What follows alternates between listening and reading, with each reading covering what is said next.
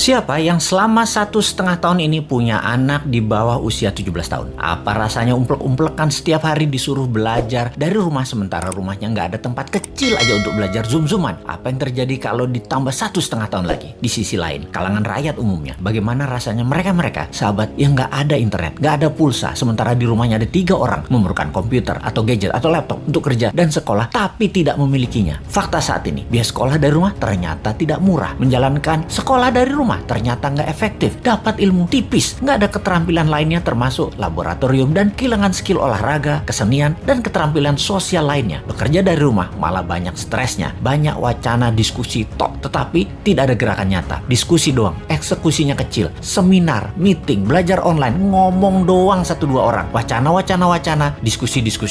Rekening mah minus juga. Saat ini dunia bergeser jauh. Berapa lama kita akan menjadi seperti ini di bawah serangan virus? Jawabannya, kalau gini cara mengelolanya, selamanya, setidaknya sampai tahun 2025. Demikian kata WHO dan World Bank. Waduh, paling cepet 2023 awal deh. Tetap aja lama. Maunya tahun 2021 ini paling lama selesai deh. Vaksin dah tuh 100% orang Indonesia. Pertanyaan lagi, apakah selesai COVID? Ya nggak tahu juga. Menurut Ngana, selesaikah COVID ketika 100% manusia Indonesia sudah divaksin? Jawabannya nggak tahu. Misalnya, manusia setelah divaksin, efeknya tingkat kematian dan fatality-nya menurun, tetapi tetap bisa kena. Dimana kalau kena ya isolasi mandiri, katakan 10 hari. Setiap hari ada 30.000 orang bergantian bergiliran. Tiap hari ada 30.000. Karena 10 hari di isoman, maka yang dikurung hari itu adalah 300.000 orang per hari yang terkurung gantian sampai 100 juta orang. Gitu ya, 2 tahun itu bisa tercapai? Bisa lebih. Serem amat ya kalau ini terjadi. Untuk mencapai 60% populasi yang benar, ya bisa 2 tahun lagi, mungkin bisa 4 tahun lagi. Kalau hal ini terjadi, maka bukan hanya ekonomi yang ambiar, tetapi keterampilan sosial anak kita, keterampilan lainnya hilang. Bisa terjadi generation gap yang parah, di mana di tahun 2045, 24 tahun lagi, mereka usianya yang sekarang 10-20 tahun itu adalah mereka menjadi tulang punggung angkatan kerja dan usaha. Mereka, bayangkan, tidak punya keterampilan yang mumpuni. Maka angkatan yang usianya 50-70 tahun di kemudian tadi masih tetap bekerja dan ini tidak efektif. Maka gawat kalau bernegara tidak ada yang memikirkan hal ini, tetapi lebih memikirkan tenaga kerja asing bagaimana bisa masuk terus dengan dilindungi pejabat paling berkuasa. Alhamdulillah berhasil masuk terus. Itu lebih penting baginya sekarang. Saat ini generasi mendatang ngapain gue pikirin katanya. Yang penting saat ini lagi berkuasa, gak ada yang boleh halangin. Pokoknya gigi 5, gaspol, gue harus kaya. Lalu siapa yang urus generasi muda yang sudah 1,5 tahun ini dikurung di rumah? Ditambah masih ada kemungkinan dikurung lagi 1,5 tahun lagi. Kita urai masalahnya. Kalau anak usia saat ini 7-11